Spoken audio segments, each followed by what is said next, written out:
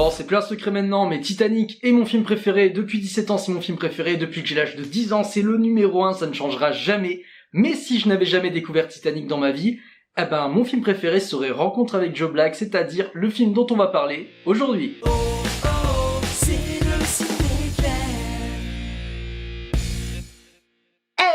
Hey, salut à tous, bienvenue dans le Ciné-Clem, j'espère que vous allez bien et on se retrouve aujourd'hui pour une toute nouvelle vidéo critique, mais pas un nouveau film parce qu'il s'agit d'un film de 1998, Rencontre avec Joe Black, réalisé par Martin Brest et mettant en scène Anthony Hopkins et Brad Pitt.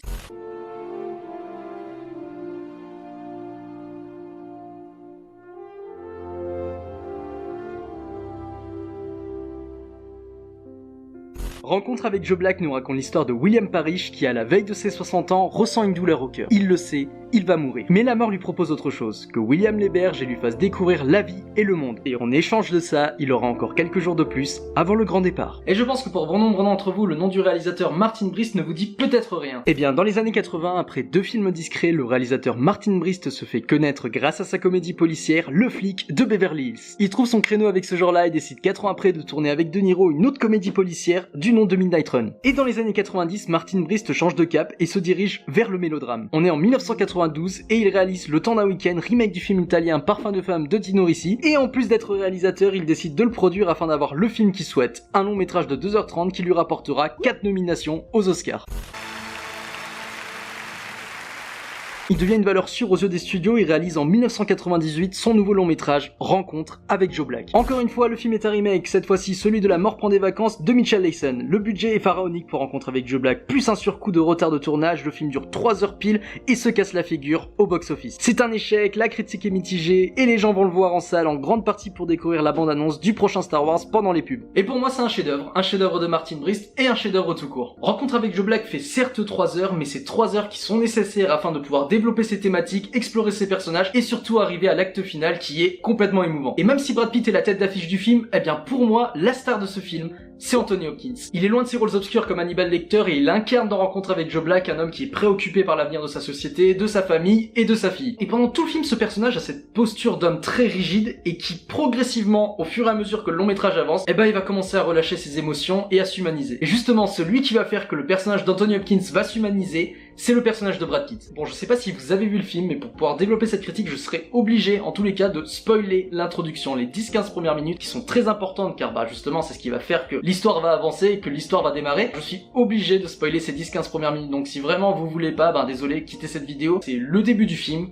Rien de plus, vraiment le début. Donc c'est parti. Au début du film, Suzanne Parrish, la fille de William, prend un café et fait la connaissance d'un homme joué par Brad Pitt. Leurs chemins se séparent et l'homme décède de façon dramatique. Mais le retournement intervient lorsque la mort se manifeste physiquement devant William en ayant emprunté le corps de sa dernière victime. Et là c'est réellement le pitch de départ, ça peut être un peu tiré par les cheveux, c'est le seul élément fantastique du film, parce qu'après ça va nous délivrer un film de 3 heures qui est complètement terre à terre, sans effets spéciaux et qui va reposer toute sa force autour des dialogues. Donc vous l'avez compris, dans ce film Brad Pitt joue 2 personnages. Dans un premier temps, le rôle du garçon du café, c'est-à-dire souriant, beau gosse, charmeur, et ensuite en deuxième partie, la mort, donc froid, rigide, et complètement à l'inverse du premier personnage. Et je lance une bombe, mais pour moi, c'est un des plus grands rôles de Brad Pitt. C'est-à-dire que déjà, d'avoir fait l'exercice de jouer 2 personnages différents dans le même film et réussir à convaincre le spectateur qu'il s'agit de 2 Brad Pitt différents, c'est fort, il est extraordinaire dans ce film. Et l'exercice difficile, c'est que Brad Pitt joue le rôle de la mort qui est donc quelque chose qui n'est pas représenté physiquement dans la vie de tous les jours, mais qu'on a représenté plusieurs fois au cinéma, et là c'est très clairement une nouvelle lecture inédite. Mais au-delà de la complexité du personnage sur le papier, il y a autre chose de plus complexe, c'est-à-dire que le personnage de Brad Pitt, donc la mort, va progressivement s'humaniser, va commencer à prendre goût à la vie, ce qui est assez étrange dit comme ça, alors que de l'autre côté on a un Anthony Hopkins qui,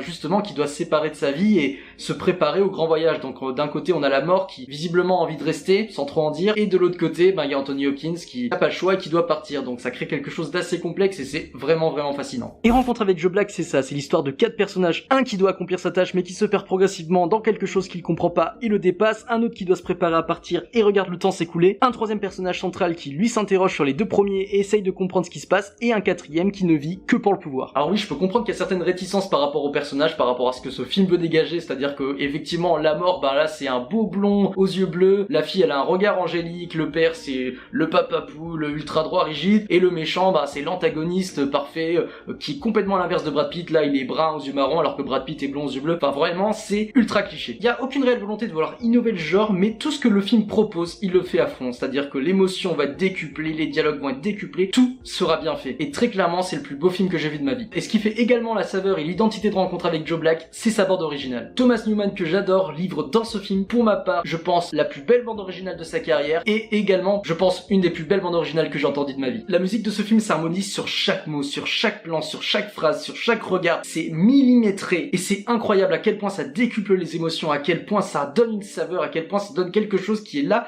mais justement pour t'attraper en plein cœur.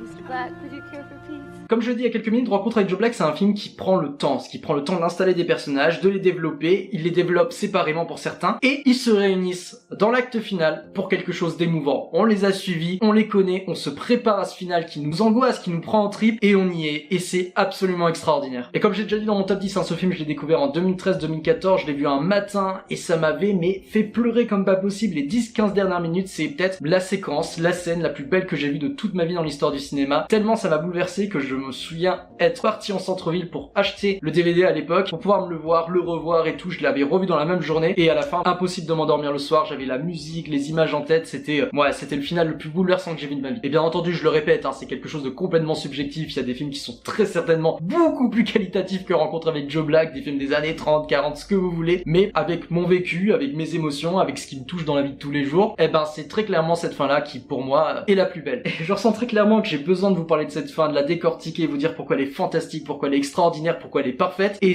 bien entendu, si vous n'avez pas vu le film, ne regardez surtout pas ça, parce que vous allez vous gâcher un plaisir, une émotion que vous devez découvrir absolument avec des yeux neufs. Donc je vais vous mettre un petit timecode en haut, ça sera la minute indiquée pour vous prévenir que c'est la fin du spoil en question. J'analyse la fin du film avec spoiler. C'est parti. Spoiler, donc on est au dernier acte du film, Brad Pitt regarde plein d'admiration et d'émotion le feu d'artifice, la fête, en gros, la vie. Anthony Hopkins, lui, s'éloigne de la vie pour se diriger vers la mort. Ils sont sur un point central ensemble, ils regardent la vie une dernière fois et finissent par lui tourner le dos pour se diriger vers le pont qui représente le passage vers la mort. Quelques secondes plus tard, le garçon du café revient d'entre les morts, retrouve la fille qu'il a rencontrée et se dirige ensemble main dans la main vers la vie. Et ce qui conclut le film avec un parallèle quasi symétrique entre ces deux plans. Et voilà pourquoi cette séquence est la fin parfaite à mes yeux. Vous devez absolument regarder Rencontre avec Joe Black, n'écoutez pas les critiques presse de l'époque ou quoi, c'est un film qui est sous-coté, qui mérite très clairement une seconde chance. Il me semble, si je dis pas de bêtises, qu'il est disponible sur Netflix. En tout cas, vous le trouverez facilement, il faut absolument que vous le regardiez dans les meilleures conditions possibles, calmement. C'est un film de 3 heures, donc si vous pouvez éviter de le regarder à minuit, c'est pas mal, regardez-le l'après-midi, le soir à 20h et tout, mais voilà, mettez-vous dans de bonnes conditions. C'est un film qui prend son temps, qui explore les dialogues, justement, faut vous isoler quoi. Et si vous aimez les histoires romantiques, les films de vie, les films de famille, les films justement bienveillants, très américanisé avec justement le côté épique des années 90 qu'il y avait à l'époque, justement c'est le film parfait de cette époque là quoi. Et je vais vous dire deux choses qui vont vous surprendre. La première, c'est que le film en VF est incroyable. Moi je l'ai découvert en VF la première fois, c'était absolument dingue, c'est-à-dire que les VF sont parfaitement maîtrisées, elles vont parfaitement au personnage, c'est émouvant, c'est touchant, bref ça fonctionne à fond. Bien entendu la VO est meilleure, la prestation originale est inégalable, ce qui est tout à fait normal, mais si vous avez envie de vous faire une VF, si vous aimez la VF, je vous recommande Rencontre avec Joe Black en version française. Et deuxième point, et vous en faites ce que vous voulez, mais Rencontre avec Joe Black, c'est également le film préféré de Marine Le Pen. Voilà.